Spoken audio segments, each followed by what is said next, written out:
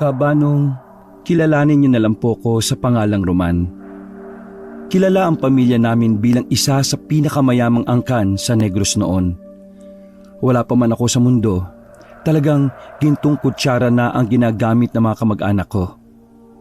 Dahil sa nagpasalin-salin na ang yaman mula sa pinakaunang henerasyon hanggang sa amin, masarap ang buhay na tinatamasa namin ngayon. Hindi naman sa pagmamayabang, Kabanong, pero sa dami ng pera namin, minsan ay hindi ko na rin alam kung papaano gagastusin. Pangatlong anak ako sa aming tatlong magkakapatid. Puro kami lalaki. Dahil sa ako ang bunso, madalas na ako ang pinapaboran ni Papa. Sa katunayan, pagkatapos ko ng college, hindi na nila ako pinagtrabaho. Kumbaga, pasarap na lang ako sa buhay. Nasa bahay lang palagi at kung minsan ay lalabas para lang gumala. Isang hapon, nabulabog ang kalooban namin nang makarinig ng mga sigaw sa labas. Boses yon ng babae. Nagpupumilit na makapasok sa mansyon. Bumaba ako. Nagkasabay kami ni Kuya Rolen sa hagdanan. Ano bang ingay yun? Pambira, natutulog ako eh. Baka babae na naman siguro ni Papa. Pagbaba namin ng sala ay nasilip namin sa labas ang isang babae na pilit hinaharang ng mga gwardya namin. O diba? Sabi ko sa iyo eh. Si Papa naman kasi ang daming babaeng kinakana eh. Tingnan mo oh, pangatlong babae na yan na nagpunta rito. Magpasalamat na lang tayo kasi hindi naman binubuntis ni Papa. Nako, hindi ko talaga matatanggap kapag may kapatid tayo sa labas. Teka, bakit ka nandito sa bahay? Wala ka bang trabaho sa kumpanya? Nag-file ako ng leave, 1 buwan. Gusto kong mag-relax eh. Bahala na muna yung magaling nating panganay ang mag-handle ng lahat. Natuon ang atensyon namin sa babae nang muntikan na ito makapasok ng gate. Buti na lang ay nahawakan siya sa damit ng 2 matangkad na gwardya. Don Rodelio, sabi mo pakakasalan mo ako. Sinungaling ka. May ibang babae ka rin pala. Natawa na lang kami ni Kuya Rolen. Naging babaero si Papa mula nang mamatay sa sakit na cancer ang nanay namin. Sabi niya noon, hindi na siya magseseryoso sa pag-ibig. Si Mama lang daw kasi ang nag-iisa niyang minamahal. Siguro, kung nabubuhay si Mama ngayon, kawawa yung babaeng yan. Common sense bro, kung buhay si Mama, walang babae si Papa. Sa bagay, tama ka. Umupo na lang kami sa sofa. Dumukot ng sigarilyo si Kuya, sabay hitit buga. Ikaw, anong balak mo sa buhay? Sa ngayon wala pa. Sarap ng buhay mo no? Malamang, bunso Tanga, huwag kang masyado matawa kasi wala kang ginagawa. Kapag dumating yung araw na kailangan mo na magtrabaho, wala kang alam. Baka hindi ka patanggapin sa kumpanya natin kapag nag-apply ka hindi ako mag-a-apply sa kumpanya natin, simple lang naman Sos, walang kwenta. Siya nga pala, may gagawin ka ba ngayon? Wala naman. Bakit? May kailangan ka ba sa akin? May pupuntahan lang akong tao Wala ko, may bibiling ka na namang baril no?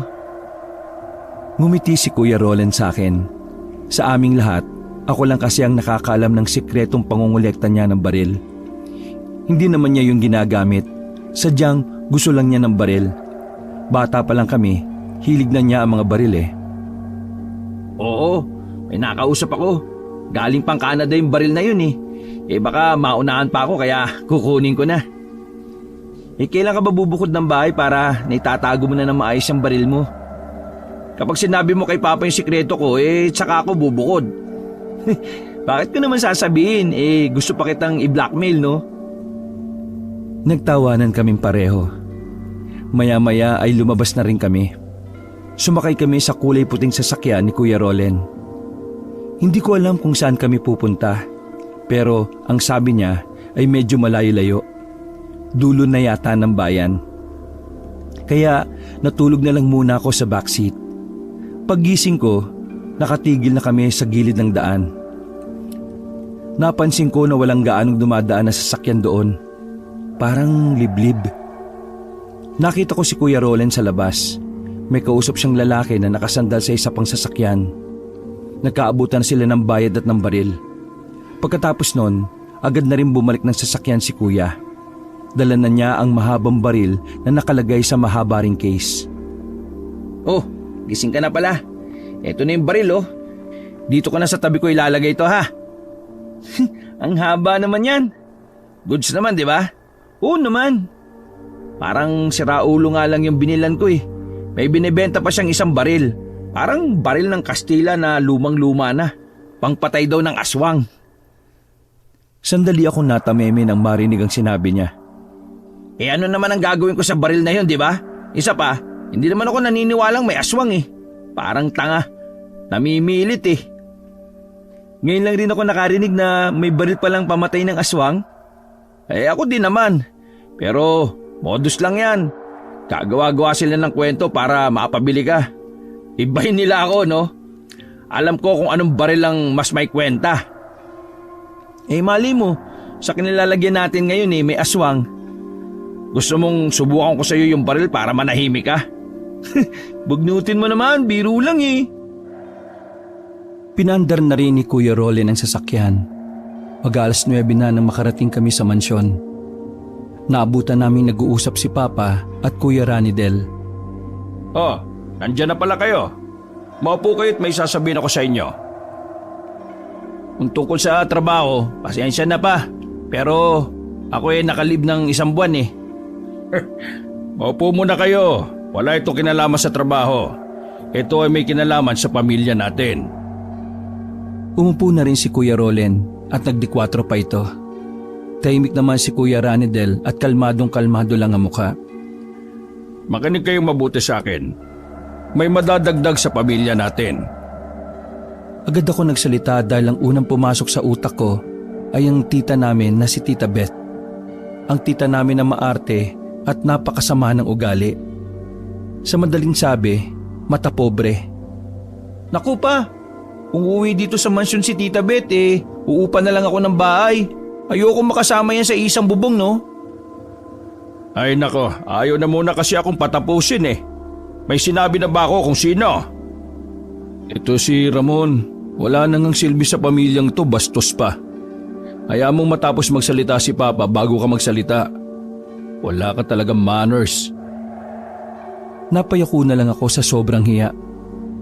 Katulad nga ng sinabi ko, may madadagdag sa atin. 7 taong gulang na batang lalaki. Nagkatinginan kami ni Kuya Rolin. Anak ko rin siya. Ibig sabihin, may anak ka sa labas? 1 taon matapos mawala ang mama ninyo, nakilala ko si Liza. Isang mabuting babae. Nagkamabutihan kami. Kalaunan, naging nobya ko siya.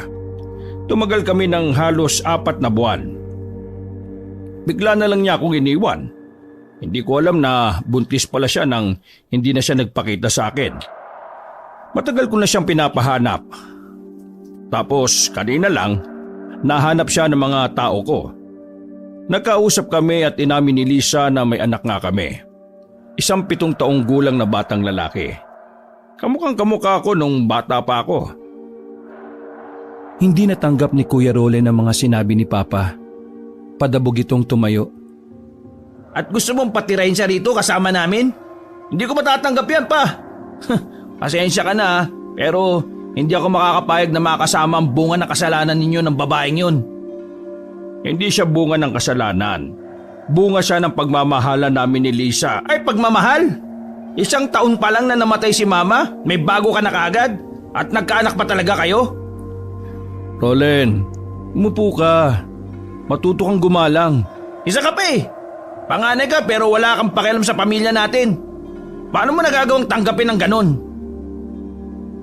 Tingin mo may mangyayari kahit magalit ako? Wala. Tapos na. Nangyari na. Tama na, Rolen. Umupo ka. Ikalma mo ang sarili mo. Muling umupo si Kuya Rolin. Malalim na paghinga ang pinakawalan niya. Walang kasalanan ng bata rito. Siya lang naman ang responsibilidad ko kasi wala na kaming nararamdaman ni Lisa para sa isa't isa. Karapatan ng batang yon na maramdaman ang pagmamahal ng isang ama. Para sa akin, Wala namang problema kung magpakaama ka sa kanya, Papa. Ang akin lang, wag dito. Kasi pamamahay ito kung saan nakatira rin si Mami. Respeto na lang sana. Gusto ko siyang tumira dito dahil gusto kong maranasan din niya na maging kagaya nyo. Kung anong deserve nyo ay deserve din niya. Isa pa, mabait na bata si Renzo. Marunong siyang gumalang. Huwag kayong mag-alala. Hindi naman nagbabago ang pagmamahal at paggalang ko sa mama ninyo kahit wala na siya. Walang problema sa akin pa. Hanggat hindi yan nakakaapekto sa negosyo natin, sige lang. Hindi, kung ano mapagkasunduan, doon na lang po ako. Wala namang halagang opinyon ko rito eh. Ano ko, bahala nga kayo? Basta, huwag kayong aasa na magiging mabuting kapatid ako sa batang yan ha. Dahil kahit kailan, hindi ko pinangarap magkaroon ng kapatid sa labas. Umalis si Kuya Rolen. Aalis na rin sana ako nang biglang hawakan ako ni Papa sa braso. Total wala ka namang ginagawa. Samahan mo ako bukas. Susunduin natin si Renzo sa kanila. Po? Sige pa. Wala pong problema. Pangiti-ngiti lang si Kuya Ranedel noon. Parang wala siyang pakialam. Ang mahalaga lang sa kanya ay ang negosyo at kumpanya. Kinabukasan, pasikat pa lang ang araw ay bumiyahe na kami ni Papa. Mahaba-habang biyahe ang tinahak namin. Nasa pinakaliblib daw kasi na lugar ang tirahan ni Renzo. Napapaisip na ako, paano kaya nahanap ng mga tauhan ni Papa ang lugar na yon? Don Rodelio, nandito na ho tayo. Pumarada kami sa gilid ng maputik na daan. Kinailangan pambuhatin ng driver si Papa para hindi siya maputikan. Sa may bakuran pa lang, nakita na namin ang isang babae. Mas bata yon kaysa sa nanay namin. Nagsasampay ang babae nang lumapit kami doon. Don Rogelio? Magandang umaga sa iyo, Lisa. Wala kang kupas. Maganda ka pa rin. Ay, pasok kayo. Natataranta ang babae. Naglatag ang babae ng lamesa sa bakuran nila. Binigyan kami ng upuan na medyo marumi. Pasensya na ho kayo ha. Hindi ako nakapaganda eh. Akala ko kasi hapon pa ang dating ninyo. Huwag kang mag-alala. Hindi naman ako maarte. Makita ko lang kayo ni Renzo masaya na ako. Si Renzo pala nasa ilog, naliligo. Sandali susundiin ko lang. Huwag na. Saan ba ang ilog? Malapit lang ba rito? Itong si Roman na lang ang sumundo sa kanya. Nakakayano. Huwag ka nang mahiya. Magkapatid naman sila Pa, hindi naman ako kilala ni Renzo Baka hindi rin siya sumama. Kilala ka na ng batang yon.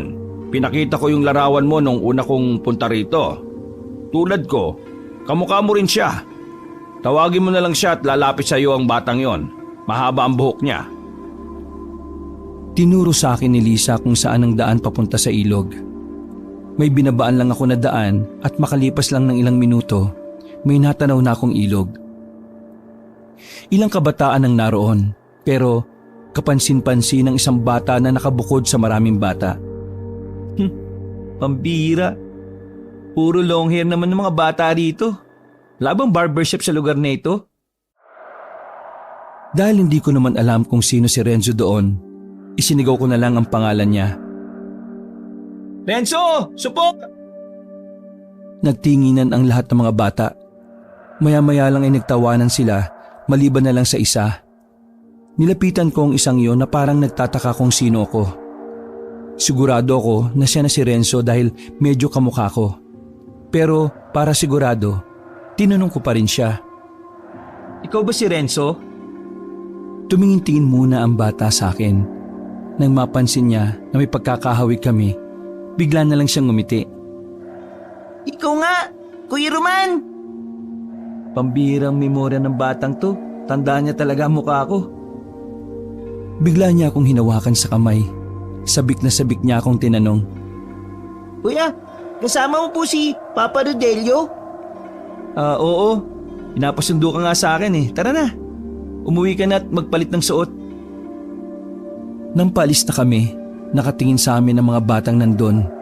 Hindi ko alam pero para silang takot na takot. Parang iniiwasan nila si Renzo. Kaaway mo ba yung mga yon? Hindi po.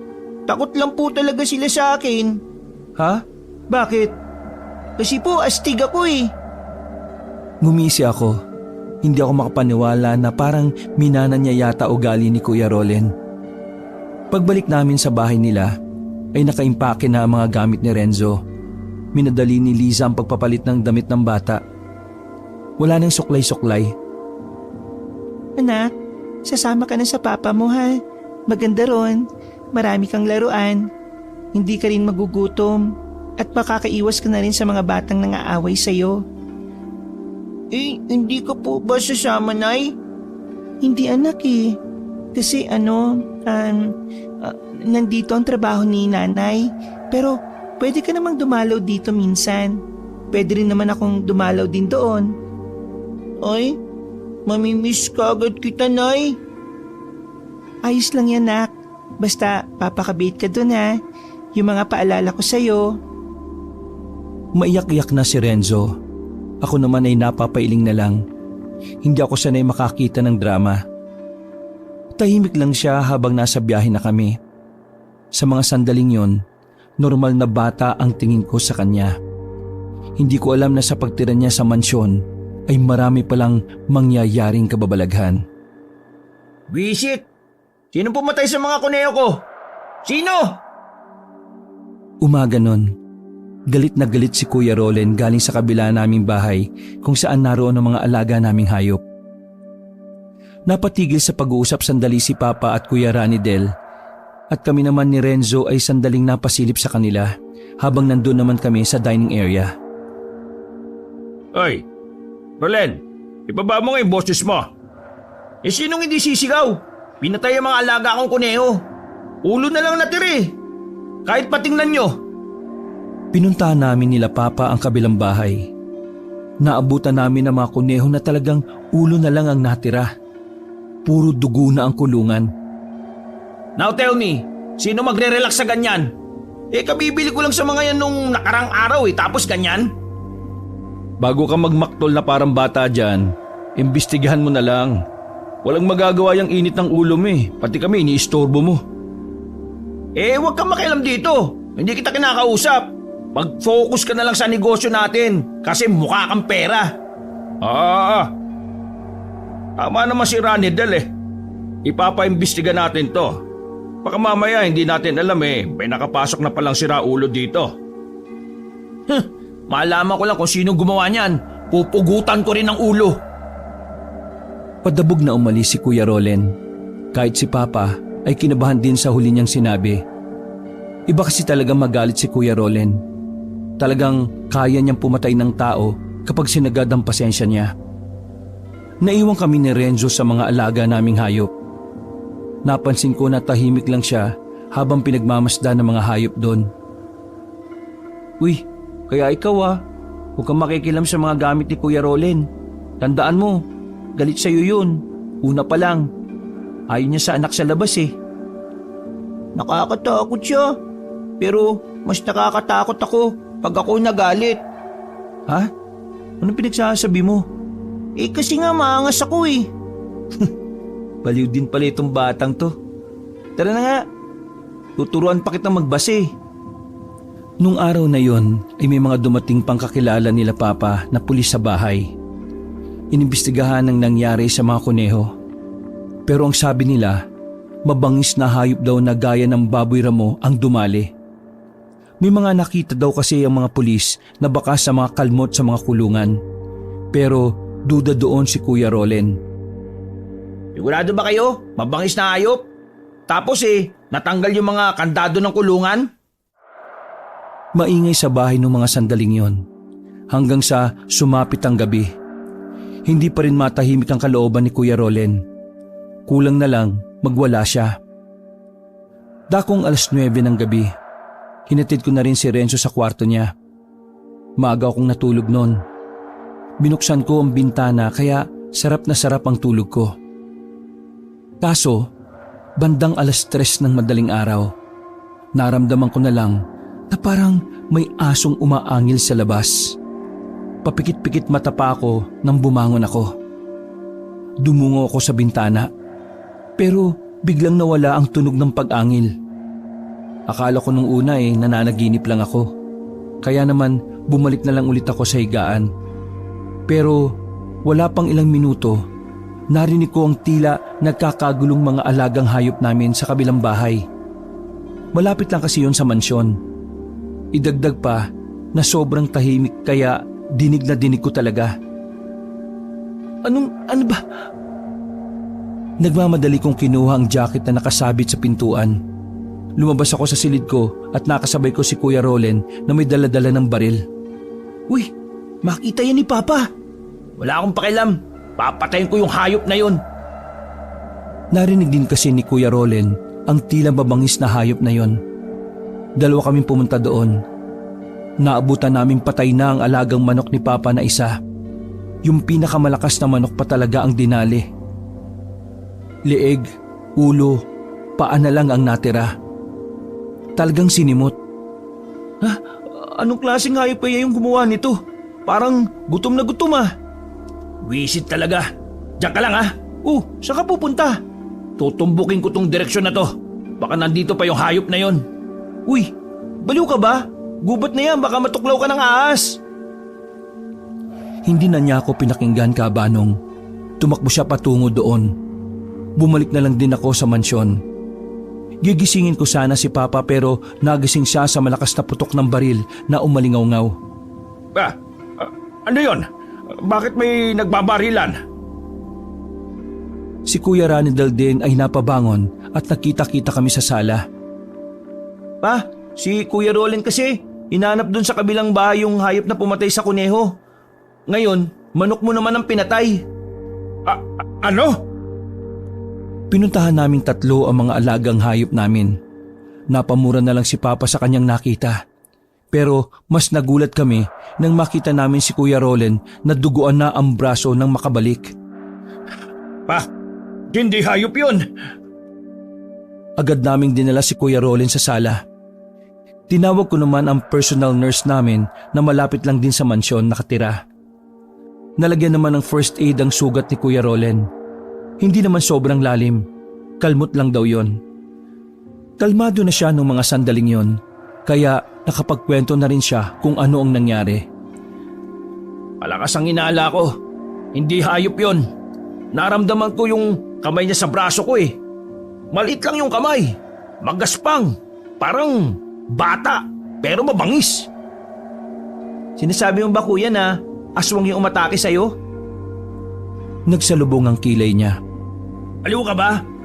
Alam mong hindi ako naniniwala sa aswang eh. Isabi mo parang bata, tapos kinalmot ka, mabangis, di aswang yun. Aswang lang naman ang may ganong katangian eh. Mukhang tao pero halimaw. Ikaw ba, Rolen? Hindi ka ba nagdodroga? Ikaw yata nagdodroga eh. Iusin mo tanong mo ah, baka bariling kita dyan eh. Sus, nangungulekta ka pala ng baril? Gusto mo, pahuli kita? Habang nag-uusap-usap kami noon ay tahimik lang si Papa.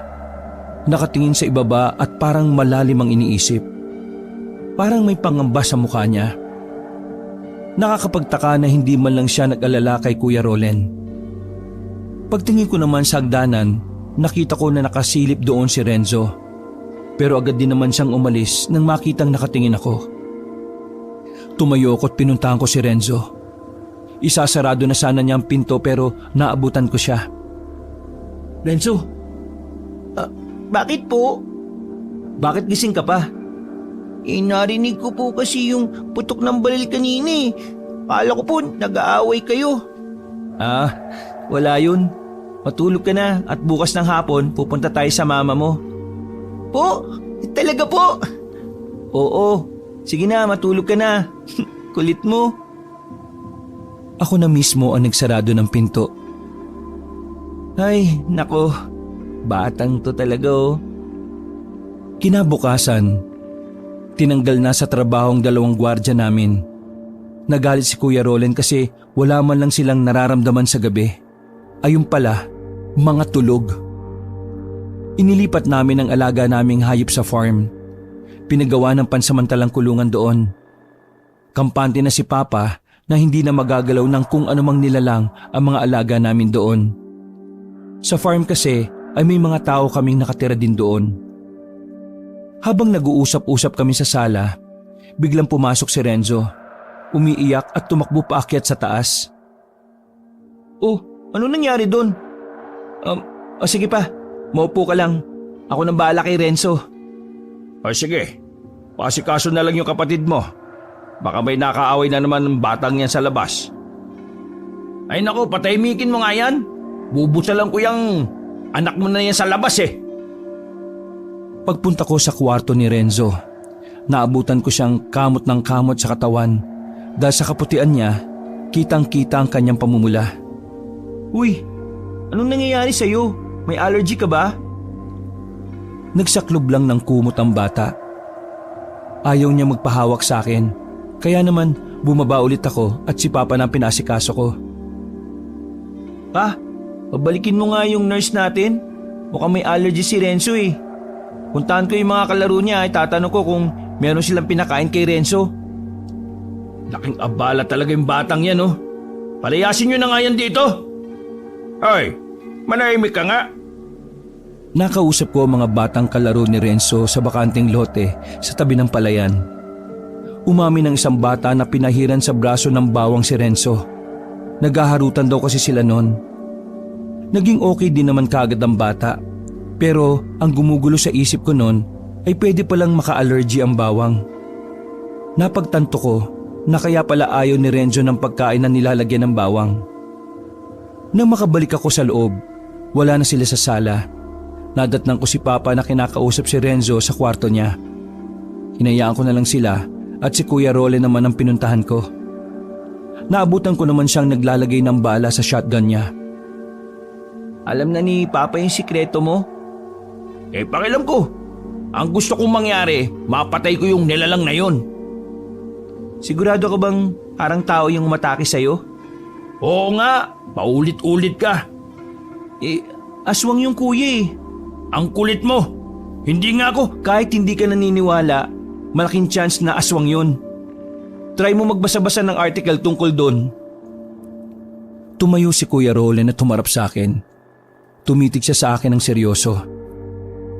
Patunayan mo sa akin na totoong aswang, saka ako maniniwala. Oo na, pero yung baril mo, nakatutok sa akin no? Pagdating ng hapon, naihanda ko na rin si Renzo. Dala na rin namin ang mga pasulubong niya para sa nanay niya. Uy, bilis! Sakay na! Ako ang magmamaneho ng mga sandaling yon. Umalis kasi sila Papa, kaya wala ang driver namin. Pasensya ka na kung hapon na tayo makakalis ha. Akala ko kasi makakauwi si Papa ng maaga kaya hinintay ko. Hindi pala. Pero huwag ka mag-alala. Kapag hindi na busy si Papa, magkakabanding din kayo.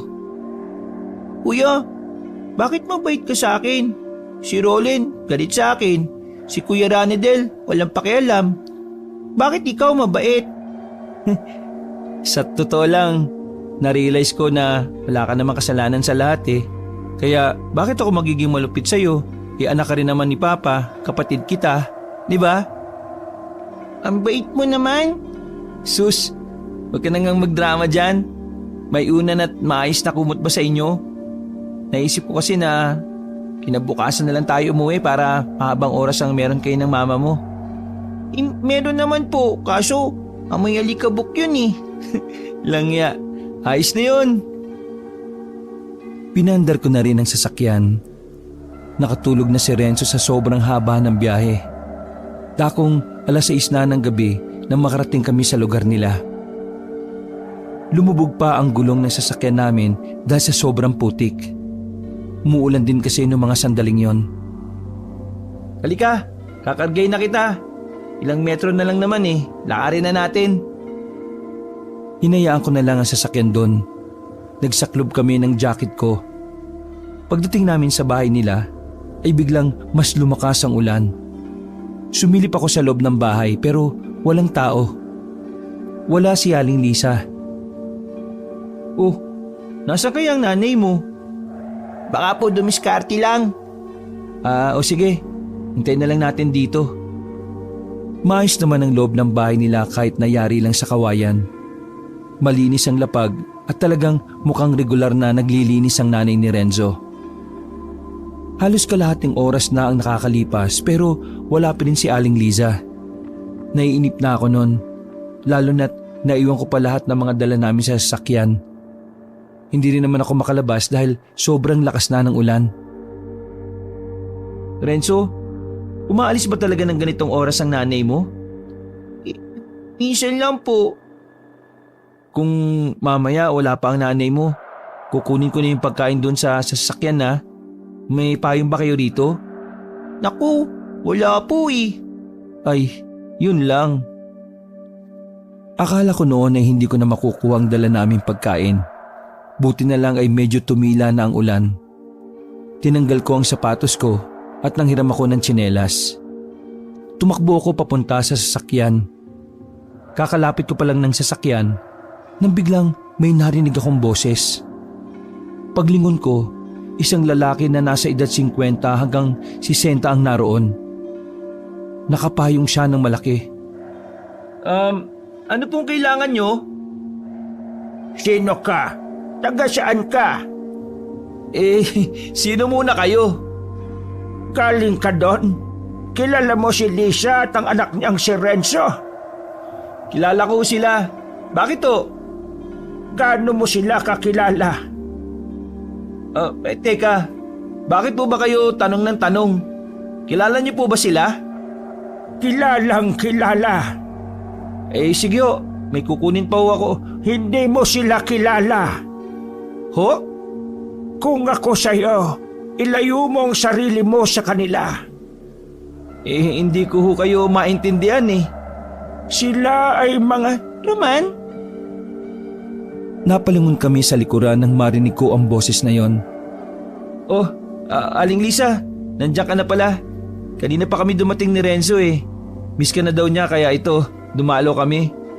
Malas lang kasi umulan eh. Teka, kilala mo ba si tatay? Kilala ka daw niya eh, pati si Renzo. Seryoso lang ang tingin ni Lisa sa matanda. Pero matanda ay parang takot na takot. Kahit madulas-dulas ay nagmamadali siyang umalis. Anong nangyari dun? Huwag mong pansinin yun. Yung mga tao kasi dito ignorante. Kapag nakakita ng mayayaman, kung ano-ano na lang ang ginagawang kwento para magpapansin. Tara na sa bahay. Tinulungan ako ni Liza na magbuhat ng mga pagkain. Tuwang-tuwa si Renzo na makita na sila ng kanyang ina. Pero maya-maya lang nawala ang ngiti ko nung meron akong naamoy. Hindi naman siya mabaho. Para lang siyang malansa na hindi ko maintindihan kung saan ang gagaling. Hindi ko na lang sinabi pero naaamoy ko yon kay Liza. Sa isip-isip ko, tindera ba siya ng isda? Pero hindi eh, malabo. Sabi kasi ni Papa, kahit kailan na hindi naging tindera si Liza. Labandera ang trabaho niya dati. Aling Lisa, dito pala kami magpapalipas ng gabi. Bukas na lang kami uuwi kasi gabi na rin eh. Dito ka matutulog? Nagkatingin na mag-ina. Para silang nag-uusap gamit lang ang kanilang mga mata. Ayos lang ho ba? Huwag ka maglala, sasahig ako. Doon kayo sa papag. Wala naman problema, Kuya Roman. Gusto kita makasama matulog. Tumango-tango na lang si Liza bilang pagsang-ayon. Pagkatapos namin kumain, 1 oras lang ay humiga na rin ang mag-ina sa papag. Ako naman ay naglatag ng abanikong banig sa sahig. Hindi ko magawang makatulog noon. Bukod sa namamahay ako, nilalamig din ako. Hindi ko na alam kung anong oras noon, pero palagay ko 3 oras na akong mulat. Madaling araw na noon nang maramdaman kong bumangon si Liza at Renzo. Nagkunwari lang akong tulog. Akala ko sasamahan lang ni Liza si Renzo na magbanyo. Pero kita ko sa ibang direksyon sila naglakad. Saan pupunta yung dalawang yun? Bumangon ako kabanong. Sinuot ko kaagad ang tsinelas sa gilid. Palima kong sumunod sa kanila. Nakarating na kami sa kagubatan. Gagi, gubat na to eh. Anong gagawin nila dito? Medyo iba na ang hinala ko noon, Kabanong. Palagay ko, may kakaibang aktibidad ang mag-ina. At baka yun ang kinatatakutan sa kanila ng mga taga roon. Tumigil ako nang biglang nawala sa paningin ko ang mag-ina. Hindi ko na sila nagawa pang sundan. Kaya naman, bumalik na lang din ako sa bahay nila. Humiga na lang ako at kung ano-ano na naman ang naiisip ko. Parang gusto ko nang umalis noon, Kabanong. Saka lang ako nakaramdam ng pagkailang at kaunting takot nung mag-isa na lang ako doon. Halos 1 oras din yata ako naghintay. Ilang sandali, naramdaman kong pumasok na sila ng bahay. Nagtulog-tulugan lang ako noon. Salamat, Nay. Hindi pa rin po nagbabagong lasa ng kambing. Sa narinig kong yon ay nagtayuan ang balahibo ko. Hindi ko alam kung bakit, pero parang may kakaiba sa kung papaano yun sinabi ni Renzo. Matulog ka na. Baka marinig ka ni Roman. Tulog naman po si Kuya Roman eh. Nakabaluktot lang ako noon at hindi ako gumagalaw. Hindi ko na namalaya na umaga na pala. Nagmadali na akong makaalis sa kanila. Sa sasakyan ko na pinag-almusal si Renzo. Sinabi ko na lang na baka mahirapan kaming mag-angat ng gulong sa putikan kapag naabutan ulit kami ng ulan. Dumaan ng ilang araw, nagbagong tingin ko kay Renzo. Pakiramdam ko talagang hindi lang siya normal na bata. Dumating na nga rin ako sa punto na iniisip kong siya ang pumatay sa mga kuneho at sa alagang manok ni Papa. Opo, Kabanong. Hinala ko sa kanya, isa siyang aswang. Ilang beses kong tinangkang sabihin kay Papa ang tungkol doon, pero nakokonsensya naman ako kasi nakikita ko na masaya siya sa batang si Renzo. Ilang araw na rin kasi silang nagbabanding. Talagang pinaparamdam ni Papa na mahal niya si Renzo. Dahilan para mawalan ako ng lakas ng loob na sabihin ang iniisip ko. Alam ko na hindi niya ako pakikinggan. Hindi na kasi ako ang bunso, kaya hindi na ako ang papaboran. Oh, bakit hindi ka pa nagbibihis? Naabutan ako ni Kuya Ranedel sa dining area na mag-isang kumakain. Natamad ako eh. Family invitation yun kaya dapat nandun tayong lahat. Tsaka, ninong mo yung may birthday, di ba? Tapos, wala ka. Wala talaga ako sa wisyo makipag-usap ngayon, Kuya. Kahit kailan talaga, pakikisama na lang ang iaambag mo, hindi mo pa mabigay. Bahala ka na nga. Iritadong naglakad paalis si Kuya Ranedel. Pagsapit ng 7:00, sabay-sabay na rin silang umalis. Isinama nila si Renzo, pati si Kuya Role na banas kay Renzo, napilit din nilang sumama. Pero ako, kahit anong pilit nila ay hindi ako pumayag. Dahil sa gabing yon, naisipan kong magkalkal sa gamit ni Renzo. Baka may malaman ako dito.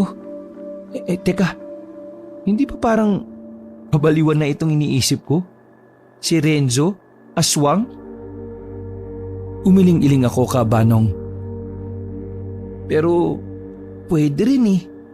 Doon pa lang sa sinabi niyang hindi nagbago yung lasa ng kambing, sinyalis na yun na pwedeng aswang siya. Ay, bahala na nga. Maayos kong tiningnan isa-isa ang mga gamit ni Renzo.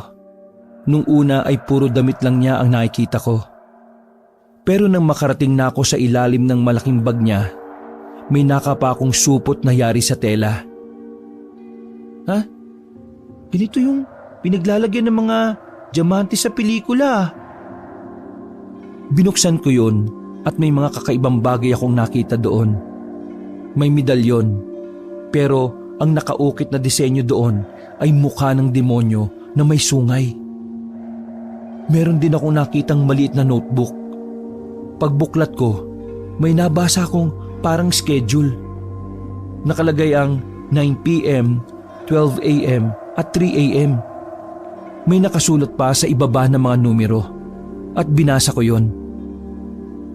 Hayop lang, bawal tao?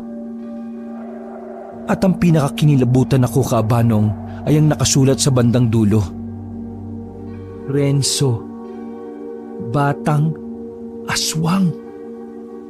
Halatang si Renzo ang nagsulat ng parting yon dahil hindi maayos ang pagkakasulat.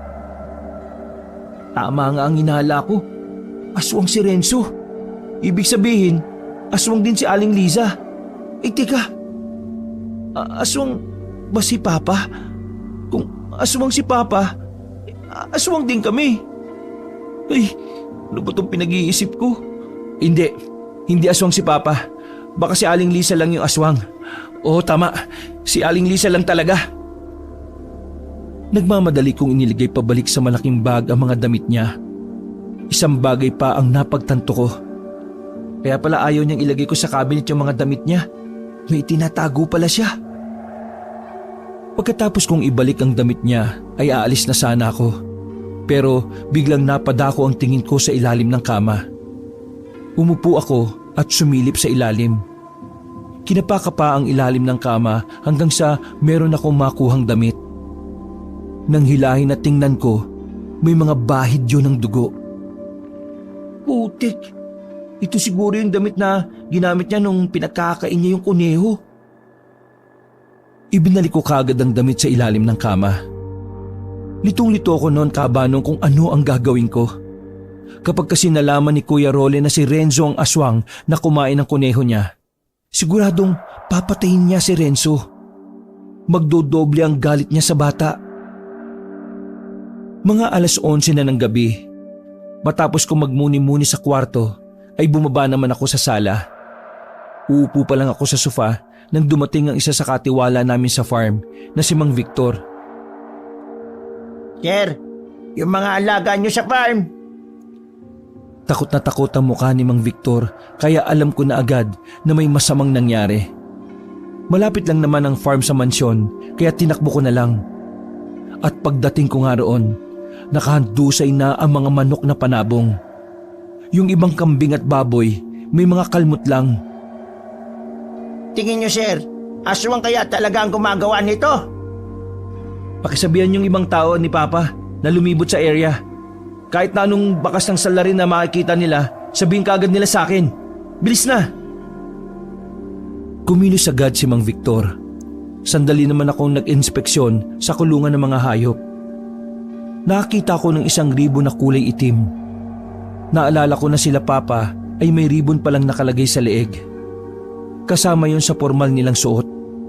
Dahil medyo maliit lang ang ribon na nakita ko, naisip ko kagad na kay Renzo yon. Ibig sabihin lang nun, bumalik si Renzo. Hindi nila pwedeng makita ang ribon na ito dito. Hindi ko alam kung bakit itinago ko pa ang ribon na yon. Basta pakiramdam ko, kailangan ko munang malaman ang dahilan kung bakit yung ginagawa ni Renzo. Bumalik ako sa mansyon. Sakto na tumawag si Papa sa telepono at agad ko rin namang nasagot. Si Renzo daw nawawala sa party. Nagkunwari na lang ako na nagulat. Pagbaba ko sa sala ay sinalubong ako ni Mang Victor. Sir, wala pong nakita yung mga tao. Mukhang nakalis ka agad na mabilis yung aswang sir. Hindi pa natatapos ang pinuntahang party nila Papa ay umuwi na kagad sila. Bad trip naman si Kuya Roland kay Renzo. Lahat kasi nang nasa party ay nag-alala. Sandali pang naantala ang kasiyahan nila. Tumulong ako sa paghahanap kay Renzo. Isa lang ang naiisip kong lugar kung saan siya maaaring magpunta. At yon ay ang kanilang bahay. Kahit gabing-gabi na, bumiyahe akong mag-isa. Lakas loob akong pumunta sa bahay nila Renzo. Hindi ko may kakaila na may daga sa dibdib ko. Basta, may nag-uudyok talaga sa akin na alamin ang katotohanan. Ipinarada ko ang sasakyan sa gilid ng kalsada. Lumapit ako sa bahay nila Renzo at agad ko namang kinatok ang pinto. Sa mga unang katok ay walang tumutugon. Pero nang magsalita na ako, dahan-dahang nagbukas ang pinto at sumilip si Aling Liza. nakita ko rin si Renzo sa likuran niya na parang natatakot sa akin. Aling Lisa, pwede ka bang makausap? Tumango siya at kinausap sandali ang anak. Dito ka lang ha, mag-uusap lang kami ng kuya mo. Lumabas si Liza at bahagya kaming lumayo sa bahay nila. Maliwanag ang buwan nun. Himalang gumanda ang panahon. Tungkol ba ito kay Renzo? Huminga ako ng malalim. Malakas ang kabog ng dibdib ko. Pero tahasan kong tinanong sa kanya ang gusto kong itanong. Aling Lisa, hindi ko kayo kilala. Pero sa maikling panahon, napamahal na rin sa akin si Renzo. Gusto ko siyang mas makilala. Pero gusto ko ring malaman ng totoo. Aswang ba si Renzo? Napangiti ng mapait si Lisa. Una pa lang ramdam kong nakakalata ka sa anak ko. Pero hindi ako nabahala kasi alam ko na ikaw ang may mas malawak na pangunawa. Lalo na pagdating sa bata. Lumingon kami sa pintuan nila at nakasilip pa doon si Renzo. Oo, aswang si Renzo. At aswang din ako. Hindi ka ba natatakot na baka kainin ka namin ngayon? Sa totoo lang, natatakot ako pero alam kong hindi naman kayo masama eh. Kasi kung masama kayo, dapat noon pa lang sinaktan nyo na si Papa. Hindi alam ng papa mo tungkol sa pagiging aswang namin. Nung nabuntis niya ako, hindi na ako nagpakita. Natakot ako na baka malaman niyang aswang kami ng anak ko at baka ipapatay niya kami. Naku, hindi ganong klaseng tao si Papa, no? Kung sakaling malalaman niya to, alam kong matatanggap niya kayo. Pero kung nagawa mong ilayo si Renzo dati, bakit ngayon binigay mo siya kay Papa? Itinaas ni Liza ang manggas ng kanyang jacket. Pinakita niya sa akin ang pangingitim ng ilang parte ng braso niya. Ha? Mga pasa? Tinamaan ako ng malubang sakit na sa mga aswang lang dumadapo. Malapit na ako mamatay. Nag-aalala ako na kapag nawala na ako, maligaw ng landas si Renzo. Ayaw ko maging masama siyang aswang. Kaya naman naisipan kong ipakilala na siya sa tunay niyang ama. Nagbabakasakali ako na maging maayos ang kapalaran niya. Gusto ko siyang mamuhay ng normal na kagaya ng sa tao. Hindi alam ni Renzo ang tungkol dyan? Hindi niya pa ito maintindihan sa ngayon. Balang araw. Napabuntong hininga ako, Kabanong. Magiging madrama pala ang sandaling yon. Akala ko horror. Bakit mas pinili mong maging mabuting aswang? Dahil mabuti rin naman akong tao noon pa. Ha? Tao ka dati? Nayanggaw lang ako. Yanggaw? Ano yun? Basta, magiging aswang ka kapag nayanggaw ka. Wala ka bang balak sabihin kay Papa ang totoo?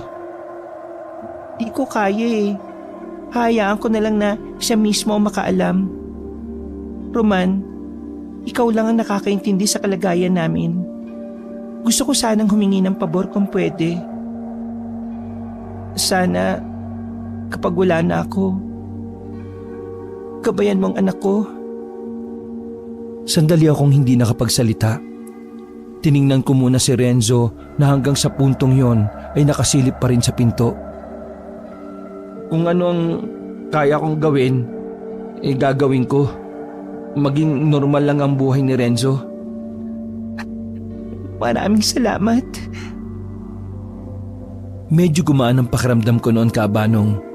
Kahit papaano, nawala ang takot ko kay Renzo. Kahit na aswang pala sila, parang normal na tao lang din ang tingin ko sa kanila. Dinali ni Renzo yung mga alaga naming hayop sa mansyon eh. Ngayon, pinaghahanap ng mga tauhan ni Papa yung salarin. Laman kasi ng hayop ang kinakain namin. Pero dahil bata pa si Renzo, hindi niya pa kayang kontrolin ang sarili niya. Kung ano makita niya, pag gutom siya, kakainin niya. Kaya pasensya na ha. Sanayan mo siya sa lutong pagkain ng kinakain. Sige. Pero kailangan na namin bumalik sa mansyon eh. Umalis kasi siya sa pinuntahan nilang party tapos bumalik ng mansyon. Pagpalitin mo na rin ng suot, siguraduhin mong walang dugo sa katawan ha. Inasikaso ni Liza ang anak niya. Pagkatapos ay isinakay ko na rin si Renzo sa sasakyan. Tahimik lang siya. Parang natatakot pa rin siya sa akin dahil alam ko na ang sikreto niya. Huwag ka mag-alala no, hindi ko ipagkakalat sa iba. Hindi mo ba ako sasabihan na papatayin mo ko gaya ng sinabi ni Kuya Roland? Ha? Alam na niya? Napatigil ako sa pagmamaneho. Hindi po. Narinig ko kasi siyang may kausap eh. Sabi niya, kapag nalaman niya kung sino yung kumain ng alagang hayop niya, papatayin niya. Sira ulo talaga yan si Kuya Roland no? Pero huwag ka na matakot. Hindi mangyayari kasi kasama mo naman ako eh. Sa haba ng tinahak naming biyahe ay nakatulog na si Renzo nang makabalik na kami ng mansyon. Pagpasok pa lang namin sa sala ay nakaabang na sila Papa. Halos maiyak-iyak na si Papa nang makitang nasa maayos lang nakalagayan si Renzo habang karga ko.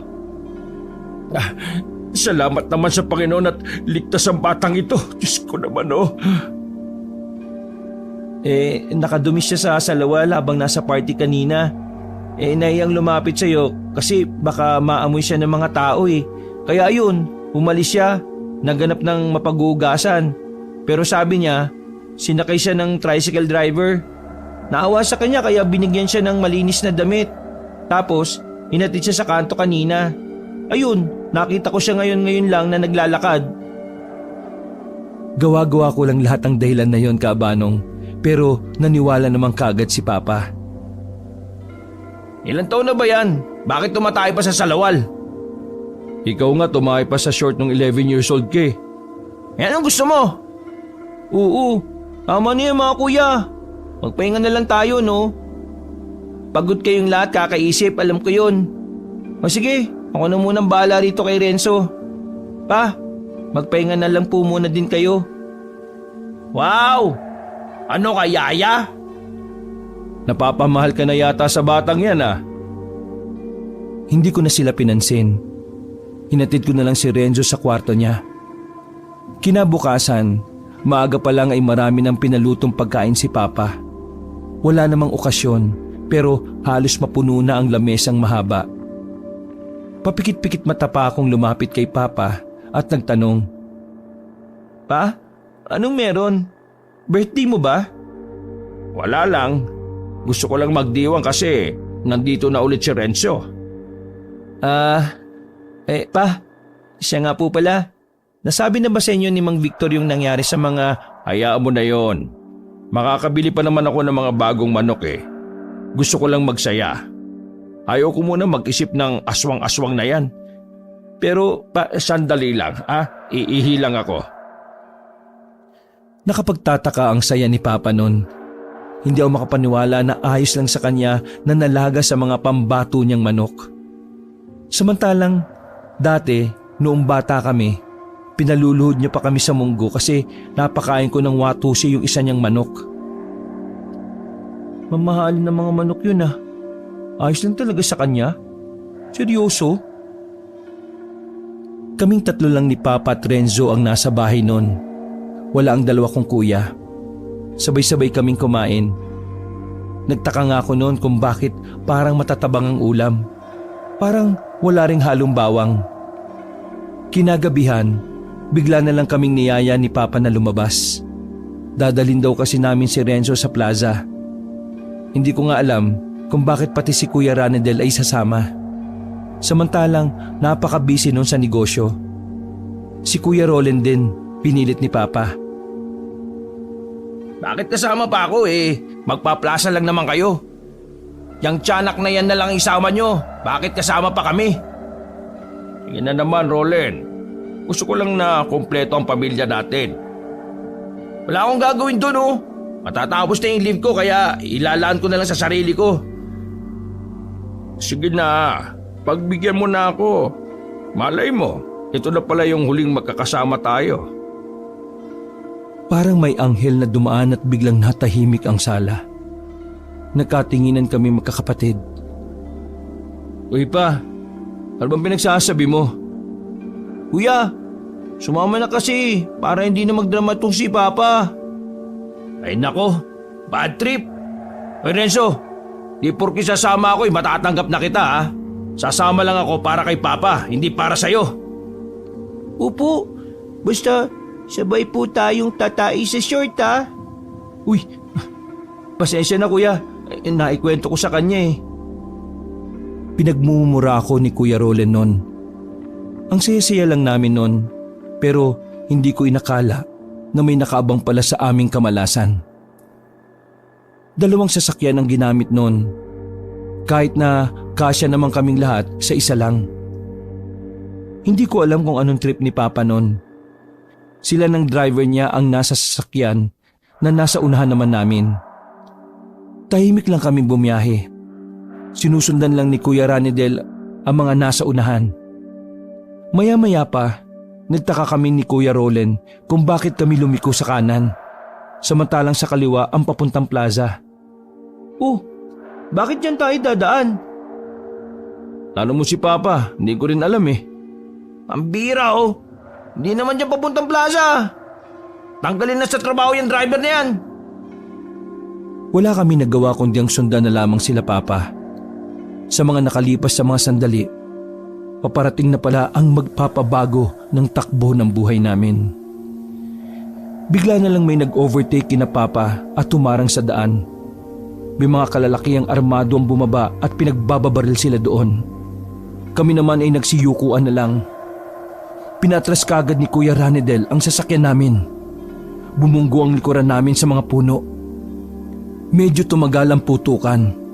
Pagkatapos ay umalis na rin ang mga armado. Lumabas kami at pinuntahan kaagad namin si Papa. Patay na silang 2 ng driver niya. Tad-tad sila ng tama ng bala. Parang gumuho ang mundo namin noon, Kabanong. Doon ko napagtanto na parang namamaalam na pala si Papa sa amin. Kaya pala sobrang saya namin noon. Habang nagiiyakan kami, wala si Renzo sa tabi ko. Binalikan ko siya sa sasakyan namin pero wala na rin. Sa pagkakatanda ko, kasabay namin siyang lumabas ng sasakyan. Sa pagkamatay ni Papa ay maraming nalungkot. Hindi kabilang doon ang kumpare at ninong ko na si Tito Rene, na hinihinala naming siya ang nagpapatay kay Papa. Sabi kasi ni Kuya Ranidel, binanggit na sa kanya ni Papa na gusto ni Tito Rene na pabagsakin ang negosyo nila. Nakatanggap din ng tip si Papa na may magtutumba sa kanya. Nung gabing umalis kami, hindi pala sa plaza ang punta namin. Balak na pala talaga ni Papa na umalis na kami ng mansyon para makaligtas. Pero nabigo si Papa. Bakit mo ginawa yun? Di ba sabi ng nanay mo, hindi ka gagawa ng masama? Kasi masama sila eh. Pinatay nila si Papa, kaya dapat patayin ko rin sila. Lahat ng armadong lalaki na pumatay kina Papa, natagpo ang patay din sa gilid ng kalsada. Hindi ko alam kung papaanong nagawa yun ni Renzo kahit armado mga yon. Basta, ang sabi na lang ng mga pulis, lasog-lasog ang katawan ng mga armado.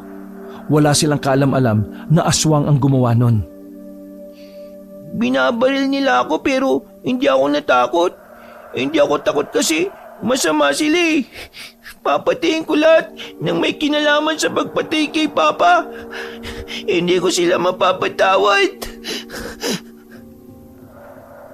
Nagulat ako sa mga salitang nagmula kay Renzo noon.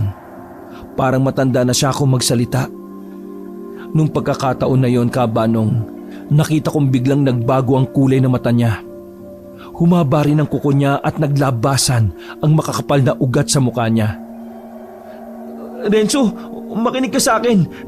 Renzo, naririnig mo ba ako? Dahan-dahan kong dinikit ang kamay ko sa balikat niya. Mabuti na lang kahit papaano ay nakokontrol niya ang sarili niya. Hayaan nating batas ang kumilos para sa atin. Makakamit natin ang hustisya. Magtiwala lang tayo sa mga pulis. Maraming nagpunta sa mansyon para makiramay sa unang gabi ng burol ni Papa. Isa lang ang wala roon, si Tito Rene. Kaya malakas talaga ang kutob namin na siya ang may pakana ng lahat. Abala kami sa pakikipag-usap sa mga pumunta nung oras na yon. Pero kada oras, binabalik-balikan ko si Renzo. Mula kasi nang makita ko ang itsura niya kapag aswang, nababahala ko na baka anumang oras, hindi na niya makontrol ang galit niya. Anong balita? Nilapitan ko si Kuya matapos siyang kausapin ng mga pulis. Wala silang makitang lead na pwede magturo na si Tito Rene may pakana ng lahat eh. Pero ginagawa na rin nila ang lahat. I-update nila tayo kada oras. Ganun ba? Si Kuya Rolen. Nagkibit balikat lang siya. Pinuntahan ko si Kuya Rolen dun sa kwarto niya. Naabutan ko siyang nilalagyan ng bala ang lahat ng baril niya. Anong gagawin mo? Hindi ko na ito gagamitin sa aswang na pumatay ng mga kuneho ko. Ang gusto ko ngayon, gamitin ito kay Rene. Traitor na lintik, dapat mawala yan sa mundong ito eh. Kuya, huwag mong ilagay sa mga kamay mo ang batas. Bakit? Saan mo gustong ilagay ko? Sa paa? Nakainom ka no? Huwag kang gumawa ng desisyon na maapektuhan ng lahat ha. Wala akong pakialam. Papatayin ko si Rene. Ipagiganti ko si Papa. Hindi lang ikaw ang nahihirapan. Kami rin. Kung gagawin mo yan, baka pati ikaw mawala. Mas lalo kayong mahirapan. Gusto mo ba yun? Buisit. Bakit kasi si Papa pa? Nakakainis. Nakakagalit. Napakalma ko naman si Kuya Rolen noon. Nakatulog na rin siya dahil marami din siyang nainom. Pagbalik ko naman kay Renzo, wala na siya sa kwarto niya. Naabutan kong nakabukas ang bintana niya. Napamura na lang ako sa ideyang baka nag-anyong aswang na naman siya. Nagmamadali akong lumabas ng mansyon. Wala na akong pakialam kung pagtinginan ako ng mga nasa burol. Sinubukan kong hanapin si Renzo. Nagpunta ako sa farm namin dahil mas marami ang mga puno doon. Nakahinga ako ng maluwag na makita ko si Renzo doon. Nagtatago siya sa likuran ng puno. Renzo, naririnig mo ba ako? Marahan siyang lumabas ng puno. Nasa normal na ang mukha niya, pero mahaba pa rin ang kuko niya. Ako ito, si Kuya Roman mo. Kuya, hindi ko mapigilan ang sarili ko kapag naiisip ko kung ano nangyari kay Papa. Nagiging aswang ako. Dahil sa galit, nagiging aswang ako eh. Kuya, kailangan kong makaganti para matapos na itong paghihirap ko. Pakiramdam ko, kapag hindi ako nakaganti sa ginawa nila, mawawala ako sa sarili ko eh. Niyakap ko na lang si Renzo. Bumabaon pa ang kuko niya sa likuran ko. Pero tinitiis ko na lang. Sandali, dito ka lang ha. May kukunin lang ako. Babalik din kaagad ako. Pumunta ako sa kulungan ng mga alaga namin. Nakita ko ang natitirang bibi na naroon. Uy, bibi, pasensya ka na ha. Kinuha ko ang bibi at dali-daling binalikan si Renzo. O ito, kainin mo. Ilabas mo lahat ng galit mo dyan. Wag! Ayoko! Kawawa naman siya! Ha? Kawawa? Wala naman siyang kasalanan sa akin eh. Sila may kasalanan sa akin kaya dapat sila magbayad. Yung mga taong pumatay kay Papa. Bumuntong hininga na lang ako. Gusto bang maglakad-lakad na lang tayo? Tara! Sumama naman sa akin si Renzo. Ang dami kong kinukwento sa kanya. Pero hindi mo lang siya tumutugon. Paulit-ulit kong napapansin na lumilitaw-litaw yung mahaba niyang kuko. Nahihirapan ako noon, Kabanong. Di ko naman kasi alam kung papaano magdisiplina ng batang aswang. Maya-maya pa, napatigil kami sa paglalakad. Isang kotseng pula ang huminto sa gilid namin. Nagbaba sila ng bintana. Bumungad sa amin si Tito Rene, ang ninong ko na nagpapatay kay Papa. Hoy, Roman! Anong ginagawa niyo sa kalsada? Nung unay natameme pa ako, hindi ko alam kung paano ko kakausapin ng demonyo. Naglalakad-lakad lang po. Naghahanap ng mapagbubuntungan. Nagulat ako sa sinabi ni Renzo. Nagsisimula na naman siyang maging weirdo. Kinakabahan na ako noong mga oras na yon. Ikaw pala yung batang kasama ni Rodelio noong nakaraan. Oh, kumusta ka na? Galit po ko. Tito, saan naman po yung punta nyo? Pupunta ako sa burol ng papa mo. Actually, may mga dala akong bulaklak eh.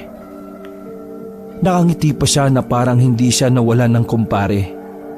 O paano? Mauna na ako ha? Paganda ng sasakyan ay nagsalita si Renzo. Nung nasa party kami, sabi niya matalik niya daw na kumpare si Papa. Pero bakit parang hindi siya malungkot na wala si Papa? Di ba dapat kapag namatayan ka, dapat malungkot ka? Renzo, iba-iba kasi yung mga tao eh. May kanya-kanya kasi tayong emosyon. Kahit pa! Alam mo, mabuti pa, umuwi na muna tayo. Walang kasama si Kuya Ranedel sa burol eh. Bumalik kami sa bahay pero wala naman doon si Tito Rene. Ang sabi sa akin ni Kuya Ranedel, dumaan lang para ibigay ang bulaklak. Habang lumilipas sa mga oras noon, nag-uwian na rin ang mga nasa burol. Hanggang sa kami na lang ni Kuya Ranedel ang natira. Dito ka lang muna ha. Magpapalit lang ako ng damit. Sige kuya. Sandaling umalis si Kuya Ranedel. Wala pang 5 minuto, tinatawag-tawag na niya ako. Nagtaka naman ako kung anong problema niya. Halika, pakinggan mo yung naririnig ko. Walang bantay si Papa, baliw ka ba? Saglit lang, tara na. Nagpunta kami sa kwarto niya. Pagdungaw namin sa bintana, naririnig namin ang pag-angil ng isang mabangis na nilalang. Ano yun? Hayop ba yun? Hindi ako makasagot dahil alam kong si Renzo yon. Nagsisimula na kasing mag-abnormal ang pagmamature ng pagiging aswang niya. Dahil yun sa galit at trauma. Gigisingin ko si Rolen. Langya. Totoo ngang may halip. Wag na. Ako na lang ang titingin sa baba. Dito ka lang. Sigurado ka? Bida-bida ka na naman eh. Sigurado ako kuya. Huwag ka mag-alala. Walang mangyayari masama sa akin. Nagmadali akong magpunta sa gilid ng mansyon. Naririnig ko pa rin ang pag-angil nun. Dahan-dahan akong naglakad. Hanggang sa nakita ko na nga sa gilid ng mga drum si Renzo. Kinakain na niya yung bibi na kanina lang ay binalik ko sa kulungan. Marahas ang pagkain niya. Kahit nasa harapan na niya ako, ay parang hindi niya ako nararamdaman o nakikita. Kahit nangingilo ko sa nakikita ko, hindi ako umalis doon, Kabanong. Hinihintay ko siyang makabalik sa katinuan. Renzo, naririnig mo ba ako? Dahan-dahan siyang lumingon sa akin. Kuya, kanina ka pa ba dyan? Hindi na mahalaga yun. Ang mahalaga ngayon, umalis ka na rito at magbihis. Maliwanag dito. Baka makita ka pa ni Kuya Ranedel. Roman, nasa ka na ba? Baka mapahama ka dyan ah. Nataranta ako nang marinig ang boses ni Kuya. Wala na akong choice nun. Binitbit ko si Renzo. Dumaan kami sa kabila. Buti na lang, wala nang tao sa burol. Pumasok kami sa kwarto ko. Dali-dali kong hinubad ang damit kong nabahiran ng dugo. Pinunasan ko rin si Renzo nang makapagpalit na ako. Kumuha ko ng bagong damit sa silid ni Renzo. Tagumpay kong napalitan si Renzo ng damit. Roman, nandiyan ka ba? Binuksan ko ang pinto. Ano ka ba? Bakit hindi ka nasagot? Akala ko nalapa ka na ng hayop o halimaw na yun eh. Wala na yung halimaw kuya. Nakita ko parang lumundag papunta sa kabila eh. Buti naman. Pagkatapos ng libing ni Papa magpapatawag ako ng expert para malaman kung anong creature yun ha. Kailangan pa ba yun? Malamang. Safety natin ang usapin dito.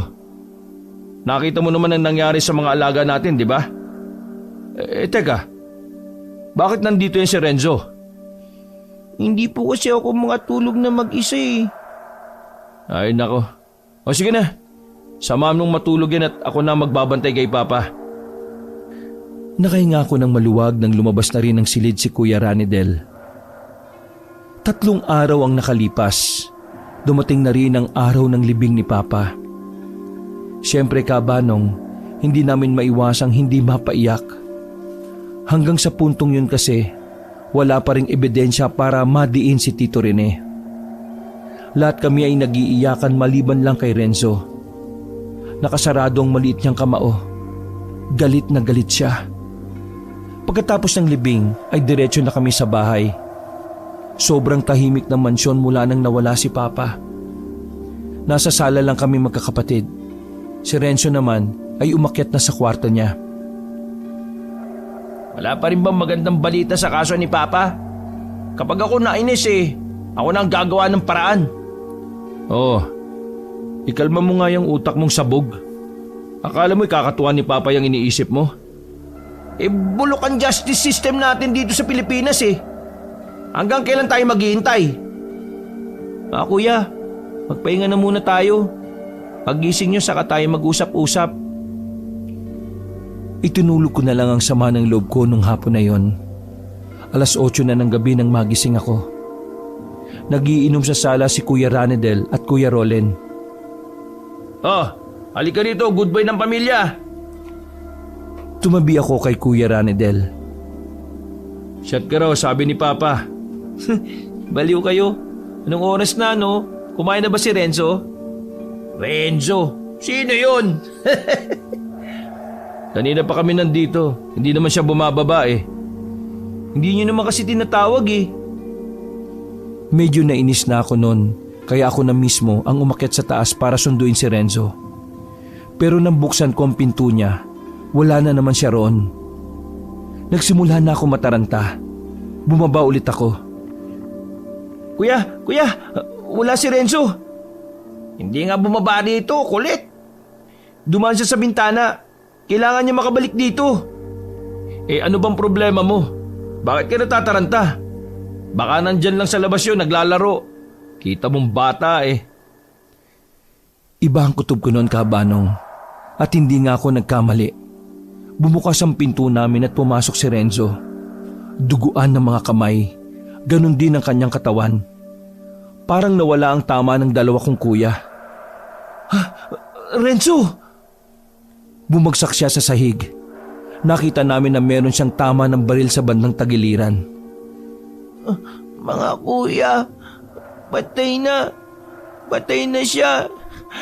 Nakaganti na tayo. Nanlaki ang mga mata ko na mapagtanto ang ginawa niya. Wala akong sinayang na pagkakataon, kaabanong. Itinakbo namin siya sa ospital. Ang kaso, hindi na rin niya kinaya. Naging isang malaking dagok sa amin ang nangyari. Nauna si Papa, sumunod si Renzo. Sa parehong gabi, nakarating sa amin ang balitang patay na rin si Tito Rene, pati ang driver nito. Natagpuan ang bangkay ng 2 sa gilid ng kalsada.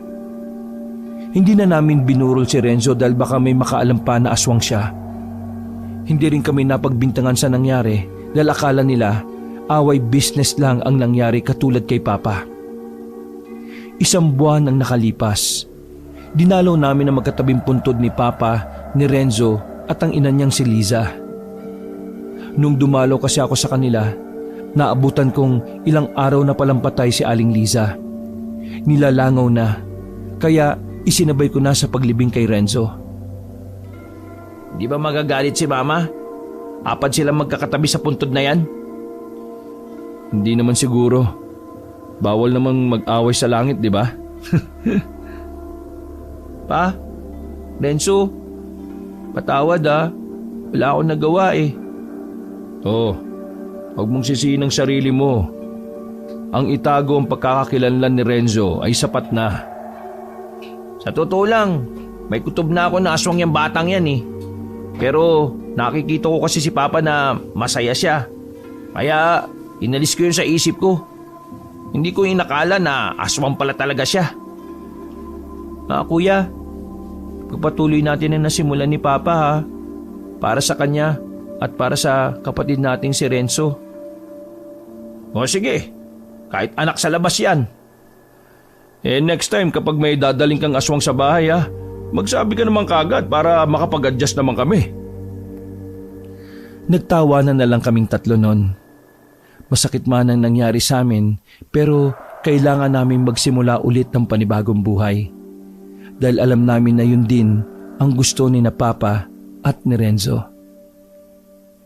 Wakas. Kabanong